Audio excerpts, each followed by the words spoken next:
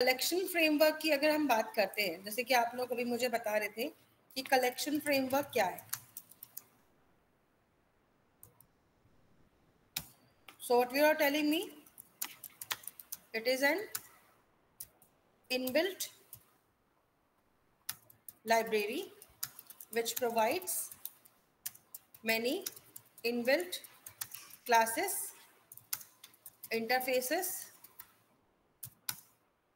ठीक है, packages to perform various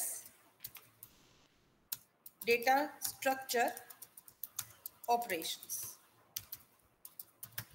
तो अगर मुझे डेटा स्ट्रक्चर के ऑपरेशंस को परफॉर्म करना है जावा के अंदर, so in that case what I can use is I can use this inbuilt library. तो जब हम यहाँ पर जावा में कलेक्शन फ्रेमवर्क की बात करते हैं, तो कलेक्शन फ्रेमवर्क में हमारे पास बेसिकली कह लो कि बहुत सारे इंटरफेसेस और क्लासेस हैं, और इनका यूज करके हम लोग क्या कर सकते हैं, डेटा स्ट्रक्चर्स को जावा में इम्प्लीमेंट कर सकते हैं. Basically you can also say कि इंटरफेसेस के अलावा यहाँ पे हमें इनबिल्ट काफ़ी सारे फंक्शंस भी मिलते हैं जिनका यूज़ हमारे प्रोग्राम्स में रहता है. अब देखो, अगर आप लोग कलेक्शन फ्रेमवर्क में आते हो, सो कलेक्शन फ्रेमवर्क हमें बहुत सारे इंटरफेसेस देता है जिसकी हेल्प से हम लोग वर्क करते हैं, जिसमें से सबसे पहला जो इंटरफेस है that is called collection interface. Collection interface काम क्या करता है, ये आपको एनेबल करता है ताकि आप ग्रुप ऑफ ऑब्जेक्ट्स के साथ में काम कर सको, ठीक है, जिससे कि आपको इनबिल्ट फंक्शंस और फीचर्स दे देगा, जिससे कि आपको ज्यादा लॉजिक के पीछे भागने की जरूरत नहीं पड़ेगी.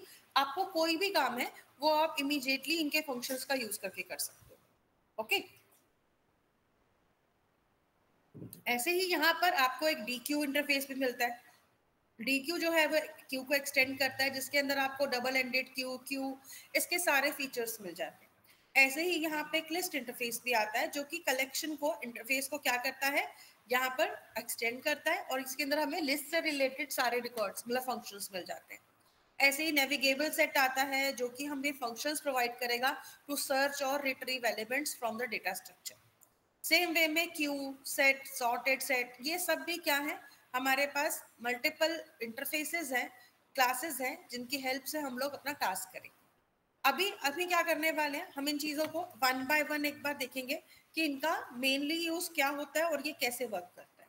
ओके, लेकिन इसको अगर मुझे डिटेल में करना है तो हम क्या करते हैं इसके अंदर, let me just get the correct file here. Yes, this one. So देखो, कलेक्शन जो है वो जावा में हमारे को एक स्ट्रक्चर प्रोवाइड करता है, ठीक है, जैसे कि आप यहाँ पर पढ़ सकते हो, Java collections can achieve all operations that you perform on a data such as searching, sorting, insertion, manipulation and deletion.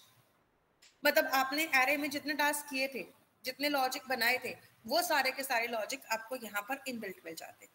Okay, तो अगर आप लोग क्या करते हो, यहाँ पर जावा कलेक्शंस का यूज करते हो, तो ये वेरिएबल्स, ऑब्जेक्ट्स, क्लासेस सबके ऊपर काम कर रहे हैं, और यहाँ पे आपको मल्टीपल टाइप के सेट्स मिलेंगे जिसका यूज करके आप लोग डेटा को स्टोर करा सकते हो. अब देखो, कलेक्शन अगर हम बात करें नॉर्मली, तो एक कलेक्शन का मतलब क्या हो गया, एक like group of multiple values, right. तो अगर हम एक पर्टिकुलर वैल्यूज को एक ग्रुप में सेट कर देते हैं तो that is called a collection. Same way में जावा में भी मल्टीपल चीजों की क्लासेस का हमारे पास कलेक्शन है, जिसका यूज करके हम लोग क्या करते हैं, डेटा से रिलेटेड ऑपरेशंस को परफॉर्म करते हैं. Okay, so this is a kind of readymade architecture. अब देखो, अगर हम यहाँ पर आते हैं तो सबसे पहले हम लोग पढ़ेंगे एरे लिस्ट के बारे में. एरे लिस्ट क्या है? एरे लिस्ट जावा की एक इनबिल्ट क्लास है जो कि क्या करती है, लिस्ट इंटरफेस को इम्प्लीमेंट करती है. ये कह सकते हो कि ये एक तरह का डायनामिक एरे है. डायनामिक एरे का मतलब क्या समझ में आता है, किसी को आइडिया है एनीथिंग? मैम साइज से, जैसे कि हमने जब एरे में काम किया था तो वहां पर सबसे बड़ा इशू क्या होता था कि fix once the size, array is declared. Yes, हाँ जी, बोलो, कोई बात नहीं. There is a fix sized in array. Yes, there is a fixed size in array and we cannot change the size of array once it is declared, right? तो अगर आप लोग क्या करते हो, यहाँ पर कलेक्शन फ्रेमवर्क में एरे लिस्ट का यूज करते हो. सो एरे लिस्ट भी एक तरह का एरे ही होता है, लेकिन ये एक डायनामिक एरे है, विच मीन्स इसका साइज जो है वो यहाँ पर ग्रो भी हो सकता है और श्रिंक भी हो सकता है, डिपेंड्स कि आप इसमें कितनी वैल्यू स्टोर करते हो। ओके, तो एक तरह से अगर आप इसको यूज करते हो तो ये क्या करता है, आपको एक टाइप की वैल्यू देता है, और यूजुअली ये क्या किस टाइप की वैल्यू स्टोर करता है, क्लास टाइप। तो यहाँ पे हम अपने प्रिमिटिव टाइप्स का यूज नहीं करेंगे, लाइक इंट, फ्लोट, कैर, इनका यूज नहीं करेंगे, उसकी जगह उनकी रैपर क्लास का यूज करेंगे। जैसे इंट की रैपर क्लास है इंटीजर, फ्लोट की आएगी फ्लोट ही है लेकिन उसमें एफ कैपिटल हो जाता है, स्ट्रिंग की भी स्ट्रिंग ही आती है विद एस कैपिटल, राइट। तो आप इस तरह से वैल्यूज को लेते हो। तो यहाँ पे अगर आपको एक एरे लिस्ट को क्रिएट करना है तो उस केस में आपके पास सिंटेक्स जो है वो यहाँ पर 3 है। Okay, because array list is an inbuilt class of Java again, but यहाँ पर ये एक इंटीजर टाइप की या फिर किसी भी टाइप की वैल्यू को स्टोर कर सकती है, जो भी टाइप आप यहाँ पे डिफाइन करोगे। इसका ऑब्जेक्ट क्रिएट करोगे। अब देखो पहला वाला जो है वो इसका डिफॉल्ट कंस्ट्रक्टर है जिसके अंदर आप कोई साइज डिफाइन नहीं करते हो, राइट। दूसरे वाले साइज में आप यहाँ पर कोई भी नंबर दे सकते हो, ठीक है। अगर आप कोई भी नंबर दोगे उतने ही साइज का एरे लिस्ट क्रिएट हो जाएगा इनिशियली। आफ्टर दैट अगर आपको क्या करना है, आपके पास कोई दूसरी लिस्ट है और उसको आपको इस एरे लिस्ट में कन्वर्ट करना है, तो ऐसे केसेस में आप उस लिस्ट का ऑब्जेक्ट दे दो। ओके, तो इन तीनों तरीकों से हम क्या कर सकते हैं, लिस्ट को बना सकते हैं। तो इसका एक छोटा सा एग्जांपल देखते हैं अपने प्रोग्राम के अंदर, ठीक है, कि इसको कैसे क्रिएट करना। तो let me open Eclipse first.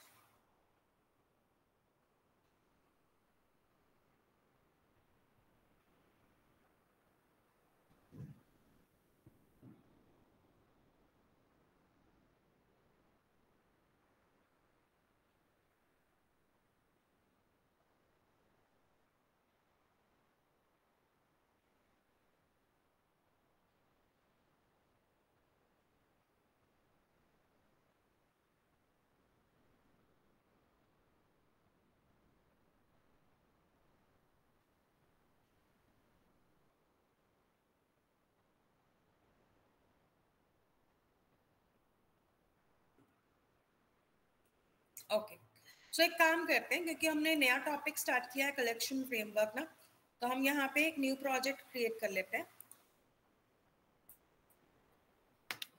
So we will just take a new project,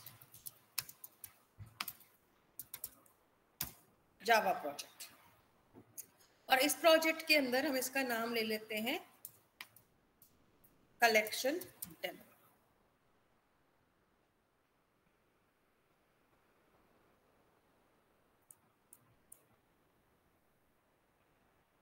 ठीक है, अब इस प्रोजेक्ट के अंदर हम लोगों को काम क्या करना है, इसके एसआरसी में कंट्रोल एन करना है और यहाँ पर हमें एक क्लास क्रिएट करना है। क्लास के साथ साथ हम पैकेज भी बना लेते हैं यहाँ पर, तो मैं पैकेज का नाम रख देती हूँ पार्ट 1 और क्लास का नाम हम रख देते हैं यहाँ पर हम array list demo.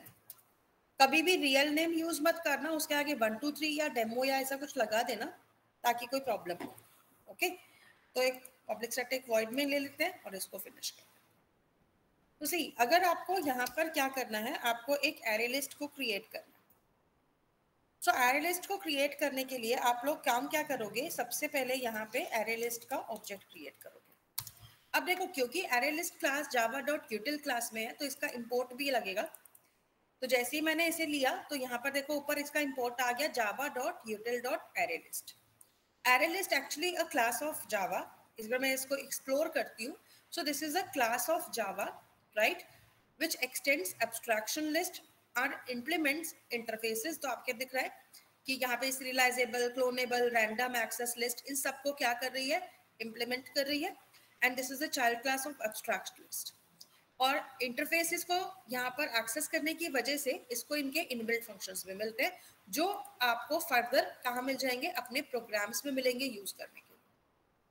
So when you create an array list, तो आपको इसके ब्रैकेट्स के अंदर क्या डिफाइन करना है, आपको उस टाइप का नाम डिफाइन करना है जिसकी आपको यहाँ पे वैल्यूज को स्टोर करा। अब फॉर एग्जाम्पल मुझे इंटीजर टाइप की वैल्यू चाहिए, तो हम इंट नहीं लिखेंगे, इंट की रैपर क्लास का नाम लिखेंगे विच इज इंटीजर। ठीक है, एंड आफ्टर दैट यहाँ पर हमें क्या लिखना है, इसमें ही यहाँ पे हम इसका एक ऑब्जेक्ट क्रिएट कर लेते हैं और इक्वल्स टू न्यू करके एरे लिस्ट कर देते हैं, और यहाँ पर भी आपको इंटीजर डिफाइन करना है, ब्रैकेट लगाना है एंड इसके बाद सेमीकोलन लगाओगे। तो देखो ये है आपका first way to create an object, okay, of array list. अब देखो एरे लिस्ट का बेनिफिट क्या होता है कि अगर आप यहाँ पर आते हो तो मैं इसका सबसे पहला फंक्शन आपको बता रही हूँ, इसका फंक्शन है साइज। साइज फंक्शन क्या करेगा, it returns the size of array list. तो अगर मुझे क्या करना है, मुझे अभी आकर, क्योंकि अभी तो देखो मैंने कोई साइज डिफाइन नहीं किया, आई वांट टू चेक कि इसका साइज क्या है।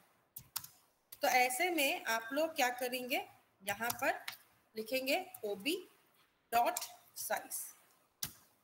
तो जब आप लोग यहाँ पे इसका साइज चेक करोगे, जबकि ये एक एम्प्टी लिस्ट है, तो लेट्स सी कि क्या प्रिंट कराता है।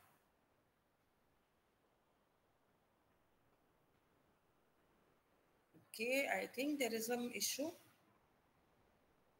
अच्छा सॉरी, माय मिस्टेक, पाइथन वाला यूज कर लिया मैंने ऑप्शन यहाँ पे। चलिए अभी इसको सेव कर देते हैं। I think there is another issue. अच्छा, ब्रैकेट एक्स्ट्रा लगा हुआ। चलो अभी रन करते हैं। तो see right now the size of the array list is 0, okay. अगर आप यहाँ पर इसका साइज देखोगे तो अभी इसका साइज 0 दिखेगा, क्योंकि हम यहाँ पर क्या कर रहे हैं, अभी हमने जस्ट एरे लिस्ट को इनिशियलाइज किया है, अभी हमने उसमें कोई वैल्यू स्टोर नहीं किया। अब मैं क्या करती हूँ, यहाँ पर आकर हम एरे लिस्ट के अंदर कुछ वैल्यूज को स्टोर करना चाहते हैं, तो यहाँ पे हम एक ऐड फंक्शन और यूज करेंगे। ऐड फंक्शन क्या करता है, it is use to add values to the list. तो किसी भी टाइप की लिस्ट है, एरे लिस्ट है, लिंक लिस्ट है, स्टैक है, क्यू है, अभी हम जितनी भी टाइप की लिस्ट पढ़ेंगे सभी में ऐड फंक्शन यूज होता है, okay, to add values to the list. और उसके अलावा कुछ एडिशनल फंक्शन भी मिलेंगे जो सेम टास्क करते हैं, बट राइट नाउ हम ऐड को यूज करके देखते हैं। तो ob डॉट, अगर मैंने लिखा ऐड, तो यहाँ पे हम इसके अंदर अपनी फर्स्ट वैल्यू देंगे। सेकंड, यहाँ पर आते हैं दोबारा से, अब हम अपनी सेकंड वैल्यू देते थे। तो ऐसे में आप यहाँ पे कितनी भी वैल्यू दे दो, कोई लिमिट नहीं है, ठीक है। जितनी वैल्यू देते जाओगे उतनी वैल्यू आपकी एरे लिस्ट में सेव होती जाएगी। मैम वो कॉमा लगा के वैल्यूज एक साथ नहीं दे सकते? हाँ जी मैम एक बार ही ओबी डॉट ऐड करके और पैरेंथेसिस के अंदर कॉमा लगा के वैल्यूज नहीं दे सकते ऐड के थ्रू? नहीं, इसमें अभी हम सिंगल ऐड फंक्शन के थ्रू हमारी सिंगल वैल्यू जाती है। मल्टीपल वैल्यू देनी है तो उसके लिए और फंक्शंस आएंगे जिसके थ्रू हम कन्वर्ट कर सकते हैं, कि आपने कोई एरे बना रखा है और उसकी वैल्यू को इसमें डाल दिया, या फिर आपने कोई ऑब्जेक्ट बनाया हुआ लिस्ट का, उसमें वैल्यू है, उन्हें आपने एरे लिस्ट में स्टोर कर दिया, वो आप कर सकते हो। बट ऐड फंक्शन से सिंगल वैल्यू जाती है, ओके। ऐसे भी ले सकते हो, या फिर अगर मान लो, अभी तो चलो मैंने यहाँ पर 5 वैल्यूज दी है। अब देखो अगर मैं यहाँ पर क्या करती हूँ, एरे लिस्ट को प्रिंट कराती हूँ, तो प्रिंट करने का तरीका क्या है, सिर्फ आप ऑब्जेक्ट का नाम देखो,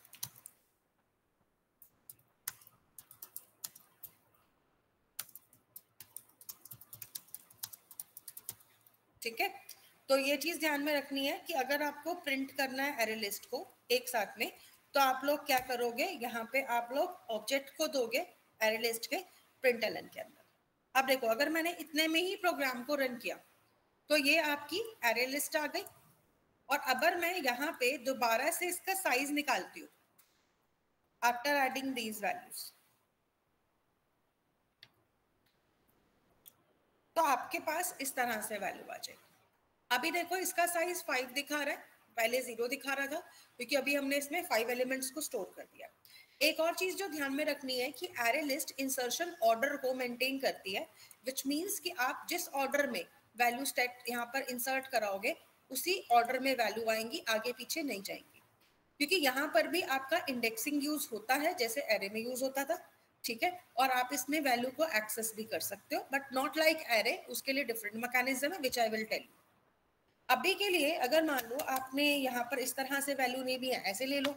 अगर आपको यहाँ पर यूजर से पूछना है कि कितनी वैल्यूज को स्टोर कराया जाए, तो आई विल से पहले क्या ले लेते हैं, स्कैनर ले लेते हैं एज यूजुअल।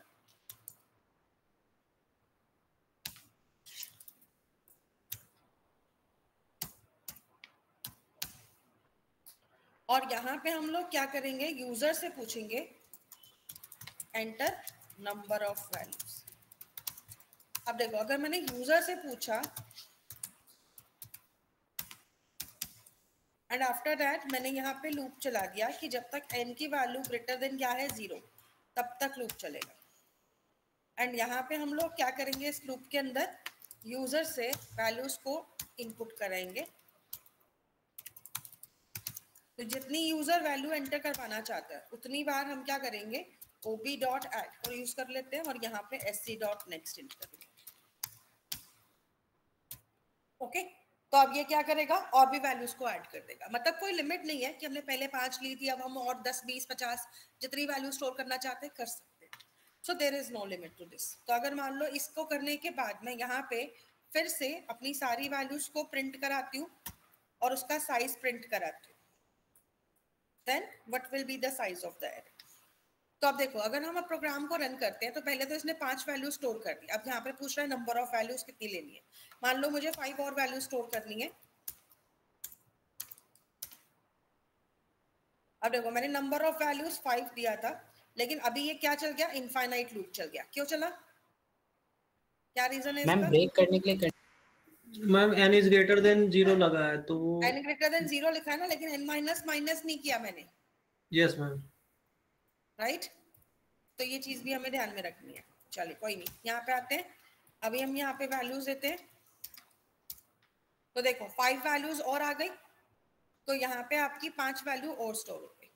ओके तो इस तरीके से अब देखो साइज भी कितना हो गया 10, और अभी भी कोई कम नहीं है, अभी भी मैं इसमें और वैल्यू ऐड कर सकती हूँ जितनी मैं चाहूँ। तो यहाँ पे एरे के साइज पे कोई बाउंडेशन नहीं है, you can add as much values as you want here. Okay अगर आप एक यहाँ पर क्या करते हो, एरे लिस्ट क्रिएट करते हो, जैसे कि अभी हमने एक एरे लिस्ट बनाया इंटीजर का। अब अगर मान लो मैं एक एरे लिस्ट स्ट्रिंग का बना देती हूँ, ob1 करके बना देते हैं, और यहाँ पे हम लोग क्या करते हैं, इस एरे लिस्ट को टाइप क्या दे दिया हमने, स्ट्रिंग, और इस स्ट्रिंग के अंदर मैंने साइज भी डिफाइन कर दिया, initially 5। So this is also possible. अब अगर मैं यहाँ पे आके इस लिस्ट का साइज डिफाइन कराती हूँ, सी हम लिख देते हैं यहाँ पे ob1 साइज। तो हमने यहाँ पे लिया ob1 का साइज। अब देखो यहाँ पर अगर मैं इसको रन कराती हूँ, अच्छा इससे पहले मैं रन करूँ ना, बट आई वांट कि मैं इस वाले पार्ट को जहाँ पे हम इनपुट करा रहे थे यूजर से, अभी के लिए क्या कर देते हैं, कमेंट्स में डाल देते हैं, नहीं तो फिर ये भी रन होता रहेगा। तो ये देखिए ob1 का इनिशियली साइज जो है वो 0 दिखा रहा है। क्यों? क्योंकि वो साइज लेता है वैल्यू के साथ में। आपने इसको इनिशियल वैल्यू कितना भी दिया हो वो उसकी कैपेसिटी है, this is not called size. तो अगर आप लोग क्या करना चाहते हो, इसमें वैल्यू स्टोर करोगे तो ऑटोमेटिकली ये साइज को इंक्रीज भी करता रहेगा। ओके तो अगर देखो आपने यहाँ पर क्या किया, लिखा ob1 डॉट, यहाँ पे हमें अगर क्या लिखना है, इसकी लेंथ भी निकालनी है। देखो यहाँ पे लेंथ या कैपेसिटी का कोई फंक्शन नहीं है, क्योंकि एरे लिस्ट ना स्टार्टिंग में बना था, इसके फंक्शंस थोड़े से लिमिटेड है। आगे वाले जो लिस्ट मिलेंगे उनमें आपको इसके और ज्यादा फंक्शंस मिलेंगे और ज्यादा फंक्शनलिटीज भी मिलेंगी। अब यहाँ पर हम जब एरे लिस्ट ले रहे हैं, देखो अब मैंने स्ट्रिंग टाइप का अगर एरे लिस्ट बनाया, तो ऐसे में आप लोग अगर आप यहाँ पर वैल्यू क्या डालते हो, मान लो दे रहे हो, तो आपको स्ट्रिंग में ही देनी पड़ेगी इस तरीके से। अगर मैंने इंटीजर वैल्यू दिया तो ये एरर दिखाएगा। तो मतलब अगर मैं अभी आके यहाँ पर एरे लिस्ट का साइज वैल्यूज दिखाती हूँ, तो ये इस तरीके से प्रिंट हो जाएगी। सी तो मतलब आप इंटीजर, स्ट्रिंग, फ्लोट कुछ भी लेना चाहते हो वो ले सकते हो। अगर मैंने एरे लिस्ट को किस टाइप का बनाया होता, फ्लोट का बनाना है, तो आप फ्लोट इस तरह से लिखोगे F कैपिटल के साथ में, और फिर इसका एरे लिस्ट क्रिएट करोगे। मतलब जो भी आपको यहाँ पर टाइप डिफाइन करना है उसको आपको रैपर क्लास के थ्रू करना है। आप यहाँ पर प्रिमिटिव टाइप का तो बिल्कुल यूज नहीं करोगे। ओके तो ob2 डॉट ऐड करेंगे, तो अब ये हमसे किस टाइप की वैल्यू लेगा, फ्लोट टाइप की। तो अगर कोई भी वैल्यू दे रहे हो फ्लोट की तो लास्ट में f लगाना है। अगर आप खुद से दे रहे हो, यूजर से लेकर दे रहे हो, फिर f लगाने की जरूरत नहीं है। ओके तो यहाँ पे आपके पास इस तरीके से वैल्यूज आती जाएगी। तो मतलब आप किसी भी टाइप का लिस्ट बना सकते हो there is no limit, double का बनाना है तो डी कैपिटल रखना, ठीक है, तो ये डबल का लिस्ट भी बना देगा। तो आप यहाँ पे इस तरीके से किसी भी टाइप का लिस्ट जनरेट करा सकते हो। ये चीज क्लियर हुई सबको? Yes yes. तो एरे लिस्ट कैसे बनानी है, उसमें वैल्यू कैसे इंसर्ट करानी है, उसका साइज कैसे डिटरमाइन करना है, ये तीनों चीजें क्लियर हुई सभी को कैसे वर्क कर रही है? Yes ma'am. Yes ma'am. Ma'am एक बार रैपर क्लास के बारे में बता दीजिए, इंटीजर फ्लोट। रैपर क्लास बता देती हूँ। देखो रैपर क्लासेस जो है वो मेन हमारी नॉन प्रिमिटिव क्लासेस हैं जावा की, जिसके अंदर आपके प्रिमिटिव टाइप्स को स्टोर किया गया है। ओके, जैसे कि इंटीजर क्लास जो है वो जावा की मेन रैपर क्लास है, जिसके अंदर इंट, शॉर्ट, लॉन्ग, बाइट, ये सारे के सारे टाइप डिफाइंड है। ओके, तो अगर आप कभी भी इंटीजर क्लास को एक्सप्लोर करोगे ना, जैसे कि मैं इंटीजर पे आती हूँ, तो this is the class of जावा। तो रैपर क्लास क्यों बोला जाता है? क्योंकि it holds many primitive types. Okay, तो इसीलिए इसको हम क्या बोलते हैं? रैपर क्लास बोलते हैं। अगर आप यहाँ पर देखोगे तो आपको यहाँ पर इंट का, देखो यहाँ पर एक तरह से क्या दिख रहा है? मैक्स वैल्यू दिख रहा है, राइट? कितनी मैक्सिमम वैल्यू इंट में जा सकती है, ठीक है। ऐसे ही यहाँ पे आपको कैर की डिजिट्स भी दिखेंगी, क्योंकि ये एक रैपर क्लास है ना, तो ये टाइप डिफाइन तो करेगी करेगी। ओके, तो यहाँ पे इस तरह से आप लोगों को मल्टीपल चीजें दिखेंगी इस क्लास में, ठीक है। जैसे देखो ये आपका टू स्ट्रिंग मेथड भी आ रहा है यहाँ पे, उसको भी इसने क्या किया है? अपने हिसाब से डिफाइन किया, राइट? तो आप लोगों को यहाँ पर रैपर क्लास क्यों बोला जाता है? क्योंकि रैपर का मतलब होता है जो कि अपने अंदर मल्टीपल वैल्यू को होल्ड करता है। जैसे रैपर क्लास इंटीजर की जो है वो 4 टाइप्स को होल्ड करती है। इंट, इंट आ गया, लॉन्ग आ गया, शॉर्ट आ गया एंड बाइट आ गया। तो ये 4 टाइप स्टोर करती है। ऐसे ही फ्लोट की जो टाइप है वो फ्लोट को स्टोर करती है। तो देखो यहाँ पर आपको मल्टीपल फंक्शंस मिलेंगे इंटीजर टाइप के, जो कि सारे के सारे क्या हैं? Inbuilt features. रैपर क्लास के बारे में क्लियर हुआ सभी को? Yes ma'am. ओके, इसका एक मैं छोटा सा डायग्राम भी दिखाती हूँ which will like explain this topic very well.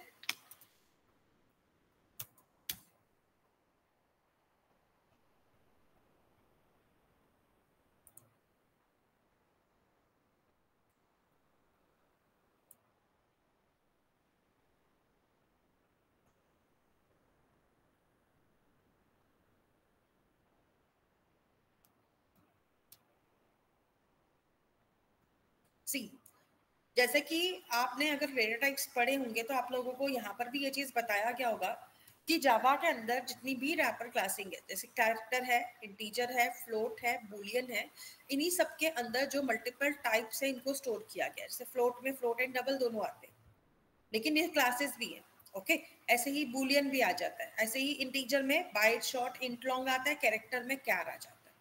तो आप यहाँ पे किसी भी टाइप का यूज कर सकते हो, लेकिन उसके लिए आपको क्या करना है? उसकी रैपर क्लास का यूज करना है।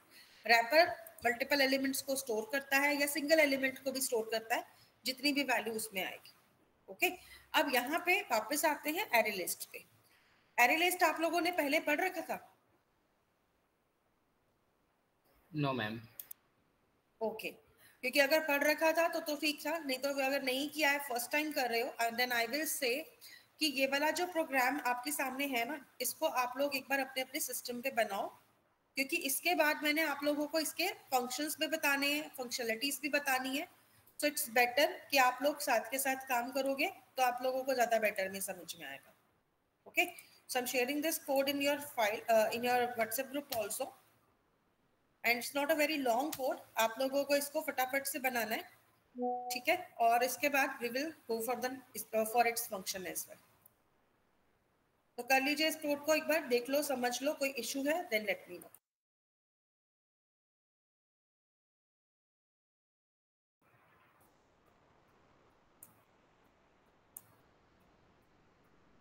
देखिए आप लोगों को मैं यहाँ पर जैसे कि अभी बता रही थी कि यहाँ पर हमारी जो फर्स्ट लिस्ट आती है वो एरे लिस्ट। अब एरे लिस्ट में अगर हमें और भी फर्दर जाना है और इसमें हमें अपने प्रोग्राम्स को देखना है, तो ऐसे में आप लोग क्या कर सकते हो? पहला तो हमें यहाँ पर सबसे पहला ऑपरेशन सीखना है जो that is known as traversing. Okay, चलिए मैं यहाँ पे मेंशन भी कर देती हूँ।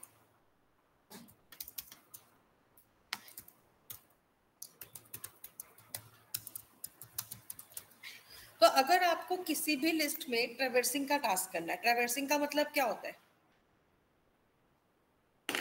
What is traversing? एक एक करके सारे मतलब एलिमेंट्स को मतलब access each element one by one, right?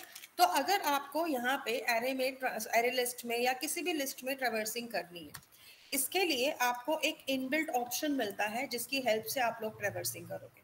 Okay, वैसे तो आप लूप चला के कर सकते हो, लेकिन यहाँ पे हम इंडेक्स वाला लूप नहीं चला सकते because this is the list. तो आपको यहाँ पर इनबिल्ट ऑप्शन क्या मिलता है? यहाँ पे आपको एक इंटरफेस मिलता है that is known as iterator, और आइट्रेटर के अंदर आप लोगों को क्या मिलता है? एक फंक्शन मिलता है which is the like extended function of list also. तो लिस्ट डॉट आइट्रेटर करके आप इसको ऑब्जेक्ट क्रिएट करते हो, लिस्ट डॉट आइट्रेटर करके इस फंक्शन को कॉल करते हो। ये क्या करता है? इस लिस्ट के अंदर जो भी लिस्ट आपकी बनी होगी उसके अंदर जितने भी आपके एलिमेंट्स हैं सबको इसके ऑब्जेक्ट में ये स्टोर करा देगा। ओके, तो यू कैन से दैट कि यहाँ पर iterator class is used, class भी है और इंटरफेस भी है, दो चीजें हैं इसकी, तो दोनों का कॉम्बिनेशन यूज होता है। Is use to iterate over elements of a list. तो अगर आप लोगों को क्या करना है, यहाँ पे एक लिस्ट को आइट्रेट करना है तो उसके लिए आप आइट्रेट क्लास और इंटरफेस का यूज करोगे। ऐसे में आप लोगों को इसको यूज कैसे करना है वो यहाँ पर ध्यान में दो। सिंटेक्स इसका क्या रहता है? पहले तो आप आइट्रेटर का ऑब्जेक्ट क्रिएट करोगे, फिर इक्वल्स टू में आपको क्या करना होगा, जो भी आपकी लिस्ट ऑब्जेक्ट है, जो भी आपने लिस्ट बनाई है उसका जो भी ऑब्जेक्ट है उसके साथ में आप आइट्रेटर फंक्शन लगाओगे। Okay, iterator function is an inbuilt function of a list class. Basically this is an like function of list interface. अगर आप इसको और अच्छे से देखोगे तो देखो यहाँ पे मैं आपको वैसे दिखा देती हूँ। इसमें देखो अभी हम लोग क्या पढ़ रहे हैं? एरे लिस्ट पढ़ रहे हैं। एरे लिस्ट हो गई, वेक्टर हो गया, या फिर लिंक लिस्ट हो गई, स्टैक हो गया। ये चार जो क्लासेस हैं ये सबकी सब क्लासेस एक इंटरफेस को यहाँ पर क्या करती हैं? इनहेरिट करती हैं इंटरफेस को, जिससे कि उसके फंक्शंस को यूज कर सके। तो सबसे पहले मैं लिस्ट इंटरफेस दिखाती हूँ आप लोगों को कि लिस्ट इंटरफेस क्या है। तो देखो अगर हम लिस्ट पे आते हैं तो हमें लेना है java.util.list वाला लिस्ट। ओके, तो this is an interface of Java, और ये इंटरफेस हमें क्या क्या फंक्शन देता है? देखो इसके अंदर आपने अभी जो साइज वाला फंक्शन यूज किया था वो भी है, इज एम्प्टी फंक्शन भी है इसके पास में जो चेक करता है कि लिस्ट कहीं खाली तो नहीं है। ऐसे ही यहाँ पर एक कंटेन्स फंक्शन भी मिलेगा जो कि ये चेक करेगा कि पर्टिकुलर एलिमेंट आपकी लिस्ट में है या नहीं है, मतलब एक तरह से सर्च ऑपरेशन के लिए। ऐसे ही एक यहाँ पे आइट्रेटर क्लास का ऑब्जेक्ट क्रिएटेड है। आइट्रेटर क्या है? देखो इसके अंदर आइट्रेटर का ऑब्जेक्ट क्रिएट करके फंक्शन बना रखा है। तो ये एक तरह से क्या बना हुआ है? एक फंक्शन ही बना हुआ है आइट्रेटर का, ठीक है, जिसको हम लोग यूज कर रहे हैं अपने प्रोग्राम के अंदर अभी। ठीक है, तो आइट्रेटर फंक्शन यहाँ पे सिर्फ डिफाइंड है, क्योंकि इंटरफेस में तो भाई फंक्शन सिर्फ डिफाइन होता है, उसकी बाकी डिक्लेरेशन नहीं आती। और इसका रिटर्न टाइप देखो क्या है? आइट्रेटर का ऑब्जेक्ट। आइट्रेटर क्या है यहाँ पर? अगर मैं और डेप्थ में जाऊं तो आइट्रेटर भी एक इंटरफेस है जिसके पास अपने फंक्शंस हैं, जैसे कि has next. Has next function क्या करता है? ये चेक करता है कि आइट्रेटर के पास और एलिमेंट्स हैं या नहीं है। तो ये एक तरह का आपके लिए क्या बना देता है? स्टैक बना देता है जिसमें कि ये सारे वैल्यू को स्टोर कर लेता है। और हैज नेक्स्ट का काम क्या होता है? ये चेक करना कि अगला एलिमेंट कौन सा है। देखो यहाँ पे लिखा हुआ है returns the next element in the iteration. ऐसे ही एक नेक्स्ट फंक्शन भी है जिसका काम होता है ये चेक करना कि भाई जैसे मैंने नेक्स्ट पूछा ना कि हाँ भाई और कोई नेक्स्ट वैल्यू है आइट्रेटर के पास, so it will return the value in true और फॉल्स, कि हाँ भाई वैल्यू है तो ट्रू, नहीं है तो फॉल्स। तो ये एक तरह से इस तरह से काम करेगा। ओके, तो नेक्स्ट एलिमेंट भी लेता है। अब यहाँ पे ये रिमूव करने का काम भी करता है, मतलब आपको एक वैल्यू रिटर्न तो करेगा लेकिन उसके साथ साथ उसको रिमूव भी कर देगा, तो दोनों काम करके देगा। ऐसे ही यहाँ पर देखो रिमूव फंक्शन भी दे रखा है। ऐसे ही यहाँ पे आपको बहुत सारे इनबिल्ट फंक्शंस मिलेंगे और इनके बारे में भी हम एक एक करके पढ़ने वाले हैं कि ये फंक्शन एक्चुअली में क्या करते हैं। तो देखो लिस्ट इंटरफेस के पास आइट्रेटर का फंक्शन आता है जो कि आइट्रेटर की वैल्यू रिटर्न करता है, और आइट्रेटर की वैल्यू क्या हो जाती है? जो आपकी पूरी कलेक्शन की लिस्ट होगी। ओके, तो that is the iterator value. ऐसे ही यहाँ पे आपको टू एरे या बहुत सारे फंक्शंस मिलेंगे, इन सबको हम एक एक करके पढ़ेंगे, समझेंगे कि ये कैसे यूज होते हैं। ठीक है, तो अभी के लिए मैं इसको इतना नहीं लेके जाऊंगी, क्योंकि बहुत सारे फंक्शंस है इस लाइब्रेरी के अंदर which we can use in our programs. अब देखो, क्योंकि लिस्ट इंटरफेस को एरे लिस्ट क्या करती है, इंप्लीमेंट करती है। देखो एरे लिस्ट क्लास में दिखाती हूँ आपको।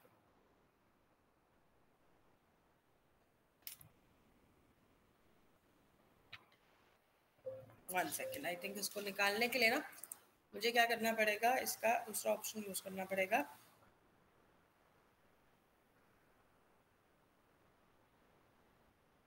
Just give me 2 second.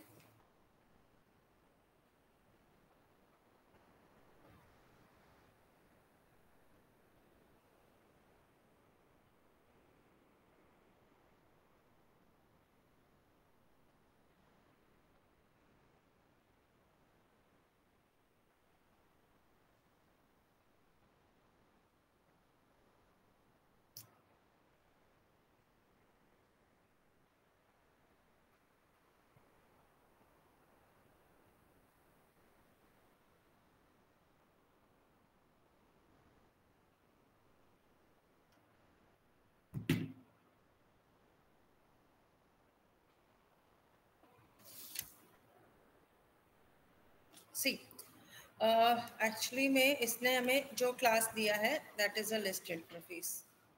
One second, इसको क्लोज कर देते हैं।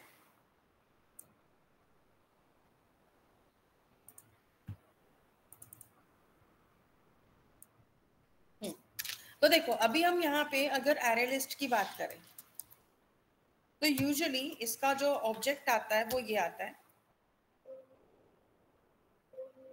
ठीक है। और अगर मैं इसको यूज करके अपने प्रोग्राम में शो करना चाहती हूँ तो ये कहेगा कि भाई आप लोगों को क्या करना पड़ेगा, इसकी इनबिल्ट लाइब्रेरी को देखना पड़ेगा, ठीक है।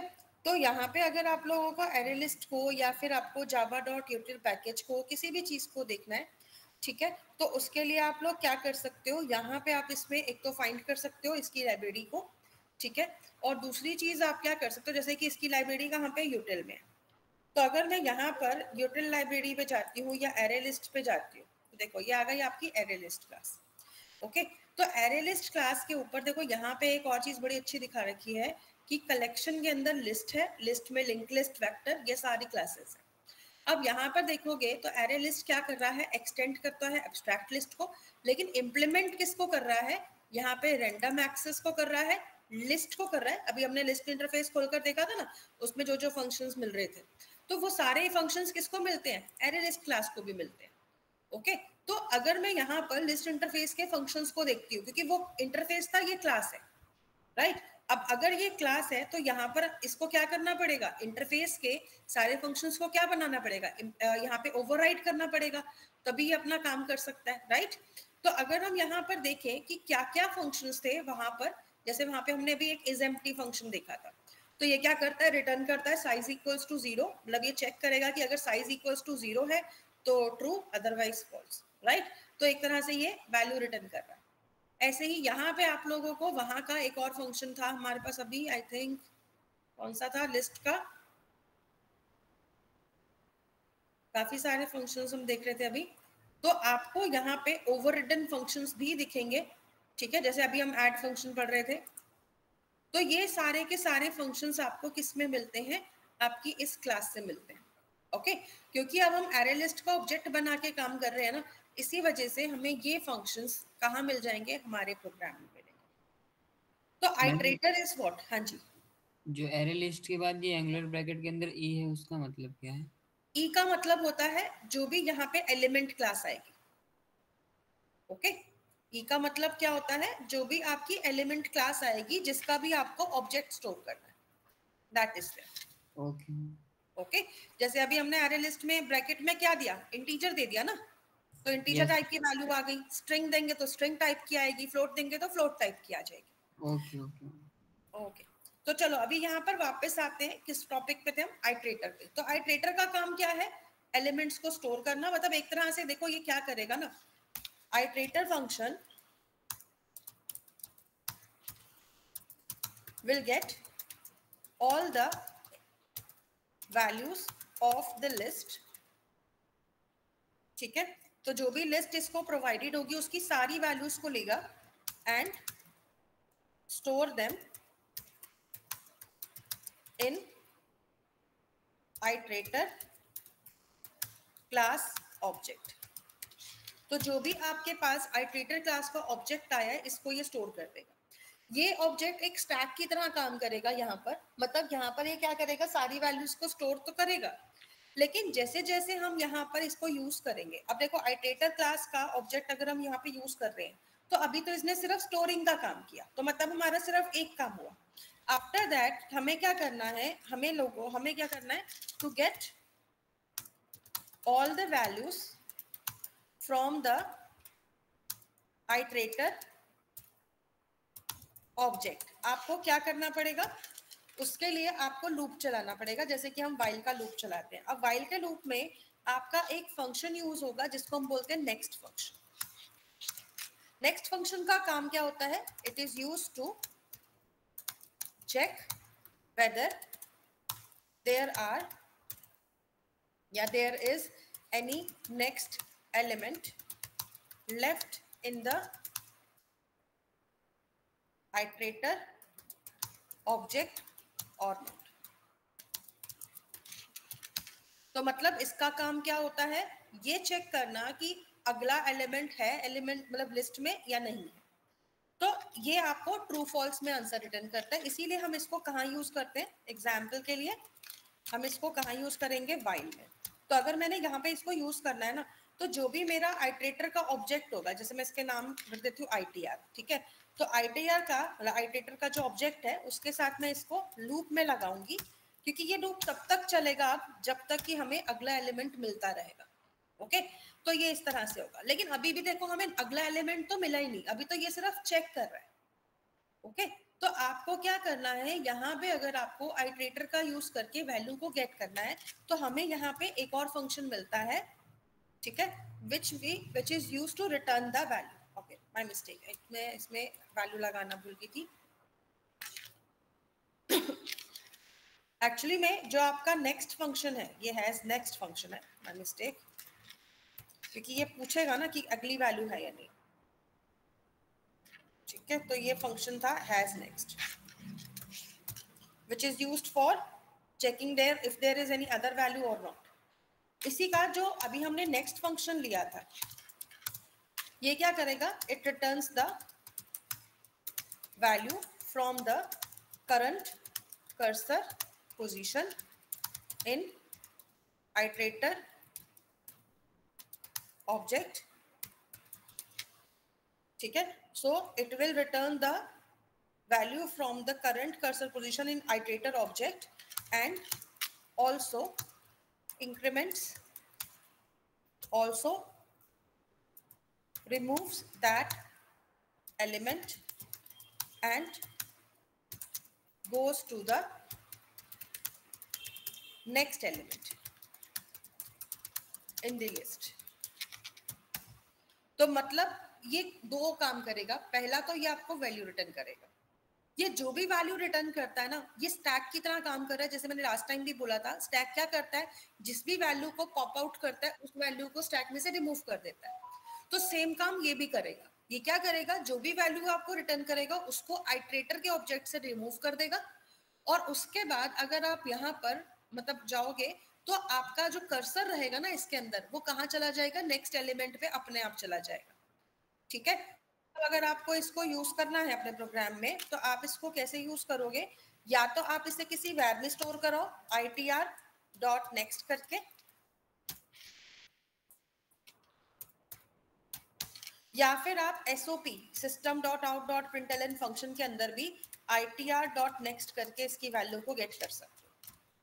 ओके, तो whether you can store this value in a variable and use it, or you can you can just print the value of this iteration list। इसीलिए usually इसका यूज यहाँ आता है,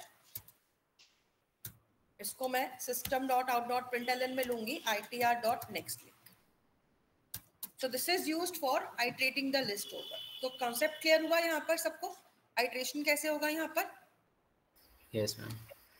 ओके, तो अभी हम यहाँ पर क्या करने वाले हैं, अपने पास चलिए एक और प्रोग्राम बना लेते हैं।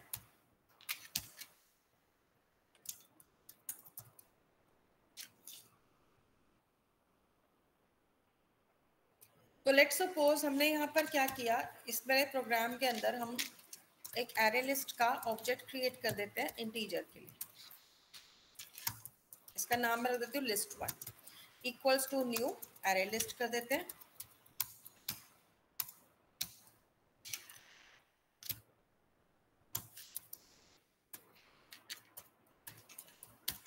अब मुझे यहाँ पर यूजर से वैल्यूज को इनपुट कराना है, तो मैं यहाँ पे क्या कर लेती हूँ, इसमें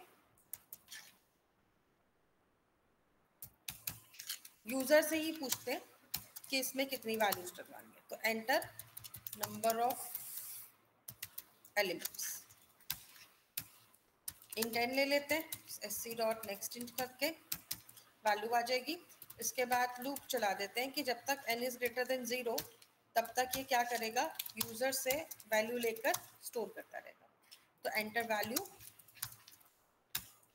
और उसके बाद यहाँ पर हमें क्या करना है, list1 डॉट ऐड, और ऐड करके हम क्या कर देंगे, इसमें sc डॉट नेक्स्ट इंट कर देंगे। तो ये आपकी वैल्यूज को लेता रहेगा और n को क्या करते जाओ, माइनस माइनस। तो ये तो बन गई आपकी एरे लिस्ट, राइट। तो जितने एलिमेंट्स का साइज देंगे उतने ही एलिमेंट्स इनपुट करवाएगा। आफ्टर दैट मुझे सारी वैल्यू एक साथ प्रिंट नहीं करानी, मुझे एक एक करके एक्सेस करनी है। तो आपको क्या करना पड़ेगा, आइटरेटर का ऑब्जेक्ट क्रिएट करना पड़ेगा, ठीक है। और आइटरेटर भी क्या है, एक इंटरफेस है, तो इसकी लाइब्रेरी इंपोर्ट करनी पड़ती है, ठीक है। अब ये आपसे कहेगा कि यहाँ पे एलिमेंट दो, लेकिन एलिमेंट देने की जरूरत नहीं है, आप इसको सिंपली भी यूज कर सकते हो। आफ्टर दैट आप लोग क्या करोगे, आइटरेटर के ऑब्जेक्ट जब लोगे तो list1 जो हमने ऊपर क्रिएट किया है उसी के ऊपर आपको आइटरेटर लगाना है इस तरीके से। आफ्टर दिस आपको क्या करना है, यहाँ पे while लूप लगा सकते हो, ठीक है। और while में हम क्या बोल सकते हैं कि जब कब तक लूप चलेगा, जब तक कि और एलिमेंट्स हैं, तो हैज नेक्स्ट फंक्शन लगा देंगे। अब मुझे अभी क्या करना है, वैल्यूज को प्रिंट कराना है। तो प्रिंट करने के लिए हम क्या करेंगे, itr.next को इसी में यूज कर लेते हैं। तो मुझे कोई कर्सर इंक्रीमेंट डिक्रीमेंट नहीं करना है, क्योंकि ये अपने आप से ही काम करेगा, ये वैल्यू भी देगा और कर्सर को अपने आप इंक्रीमेंट या डिक्रीमेंट भी करता ही रहेगा। तो आपके पास एलिमेंट्स आ जाएंगे लिस्ट के। तो मैं यहाँ पे एक मैसेज और डाल देती हूँ, elements of array list okay. तो देखो अभी हम यहाँ पे प्रोग्राम चलाते हैं,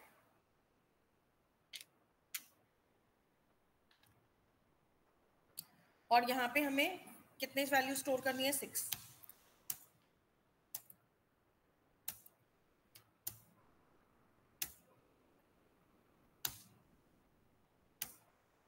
तो देखो एक एक करके अगर मुझे एलिमेंट्स को गेट करना था, तो यहाँ पे हमारे एलिमेंट्स सारे आ गए। अब चाहे मैं इनको ऐड कर रहा हूँ, सर्च कर रहा हूँ, कुछ भी कराना हो मुझे ऑपरेशन, मैं इसको यूज कर सकती हूँ। अगर इसको वेरिएबल में स्टोर कराओगे तो इसको फर्दर कहीं पे भी यूज कर सकते हो, इसी पर लूप के अंदर, ठीक है। तो this is how we can create an array list and we can iterate over an array list. Okay, इतना क्लियर है सभी को कैसे वर्क कर रहा है? Any doubt sir? Yes ma'am. Okay good. अब देखो इसी में ना आप लोगों को, हाँ जी बोलो मैम इसमें क्या डिफरेंस है, जो हमने नॉर्मली एरे लिस्ट प्रिंट कराई थी और इसमें इटरेट करके प्रिंट जो कराई है? भाई उसके अंदर आपके पास सारे एलिमेंट्स एक साथ आ रहे थे, you can't get any single value. आप एक एक करके अगर वैल्यू गेट करना चाहते हो तो उसमें नहीं कर सकते थे ना, उसमें तो सारी वैल्यू एक ही साथ आ रही थी। तो सबसे बड़ा डिफरेंस तो यही है, राइट। तो आप उसको क्या कर सकते हो, देख सकते हो, बट क्या मैं उसके ऊपर कोई ऑपरेशन परफॉर्म करा सकती हूँ? No ma'am. राइट, तो this is the main difference. See अगर मैं यहाँ पे 5 एलिमेंट्स लेती हूँ तो यहाँ पे मैं इसके ऊपर कोई ऑपरेशन नहीं करा सकती, लेकिन इसके ऊपर जरूर करा सकती हूँ। कैसे करा सकती हूँ? मान लो मुझे कहा जाए कि जितने भी एरे लिस्ट के एलिमेंट्स हैं सबको सम कर दो, तो बहुत ही सिंपल है। हम यहाँ पर क्या करेंगे, फिर यहाँ पर हमें अगर क्या करना था, मैं एक इंट n ले लेती हूँ और n में हम itr.next करके एलिमेंट को गेट कर लेते हैं। अब देखो क्योंकि ये इंटीजर का वैल्यू है ना, तो इसलिए ये कहेगा कि वेरिएबल भी इंटीजर का ही बनाओ, ठीक है। तो इस तरह से आपके पास वैल्यू आ जाएगी। अच्छा n वेरिएबल ऑलरेडी है तो मैं x ले लेती हूँ। अब यहाँ पर itr.next अगर मैं करती हूँ तो देखो यहाँ पर एक छोटी सी इशू क्या आती है, क्योंकि ये एक ऑब्जेक्ट है, तो वो क्या कह रहा है, देखो type mismatch can not convert from object to integer, add cast to integer करने के लिए बोलेगा, तो इंटीजर कास्टिंग करने के लिए बोल रहा है। ऐसा ना लेकर आप इसको इंटीजर डॉट पार्सेंट में भी ले सकते हो, वैसे भी चला जाएगा। फिर यहाँ पे इसको मत रखना, यहाँ पे सिर्फ किसको स्टोर कराना, एक्स को, ठीक है। और उसके बाद अगर मुझे क्या करना है, इसको प्रिंट भी करना है और सम भी करना है, तो मैं बस सम प्लस इक्वल्स टू एन करती जाऊँ, तो उससे ये वैल्यू आ जाएगी। आफ्टर दैट अगर मान लो मैं लूप के बाद यहाँ पे सम को प्रिंट कराती हूँ, तो मेरे पास सम भी आ जाएगा। अगर अभी हम रन करते हैं इसको, 5 एलिमेंट्स देते हैं, ठीक है। तो अभी देखो यहाँ पर क्या हुआ कि आपके पास जो वैल्यूज थी, अच्छा एन नहीं लिया था हमने, एन ले लिया था, मिस्टेक, एक्स लेना था। तो अभी हम यहाँ पे 5 एलिमेंट्स लेते हैं, तो देखो आपके पास जितने भी एलिमेंट्स थे वो प्रिंट भी हो गए और यहाँ पे उनका सम भी आ गया। तो मतलब अगर मुझे कोई ऑपरेशन परफॉर्म कराना है एरे लिस्ट के एलिमेंट्स के ऊपर, तो वो मैं कैसे करा सकती हूँ, हर एक एलिमेंट को इंडिविजुअली गेट करके। ओके, क्लियर हुआ अब यहाँ पर ये चीज? Yes, Yes. ma'am. Can we do all operation which we did in array, like delete first, delete by indexing, Yes, insert we by can do. index? Yes, we can do. There are How? many other functions which we can use. We don't require to like put in any logic here. Like आपको मैं इसी का एक variation दिखाती हूँ। देखो अभी हमने add function किया था, right? Add function क्या कर रहा था? To insert the value in array list. Yes, to insert the value in the list. मैं list बोल रही हूँ बार बार, पता है क्यों? क्योंकि ये लिस्ट का फंक्शन है और ये जितनी भी लिस्ट अभी हम पढ़ने वाले हैं ना, इसके बाद link list, tag, array, Q, सभी के अंदर ये वाला फंक्शन चलेगा आपका, ठीक है। तो इसीलिए मैं इसके अंदर बार बार लिस्ट का यूज कर रही हूँ। Ma'am, why we called it list? Because ये फंक्शन जो है ना बेसिकली एरे लिस्ट का नहीं है, ये लिस्ट इंटरफेस का फंक्शन है। ओके, तो देखो हुआ क्या था ना कि जब लिस्ट इंटरफेस क्रिएट हुआ था, तो लिस्ट इंटरफेस के अंदर मेनली 4 क्लासेस हैं जो कि लिस्ट को क्या करती है, इनहेरिट करती है। कौन कौन सी क्लासेस हैं? Array list, linked list, stack and vector. Okay, तो ये 4 जो क्लासेस हैं ये सब की सब क्या है, लिस्ट इंटरफेस को इंप्लीमेंट करती है। तो एक तरह से ये सब चाइल्ड क्लासेस हैं लिस्ट की। तो लिस्ट के जितने भी फंक्शन है वो सारे इनमें यूज होते हैं। अभी क्लियर हुआ यहाँ पे क्यों हम इसको लिस्ट बोल रहे हैं? Yes, ma'am.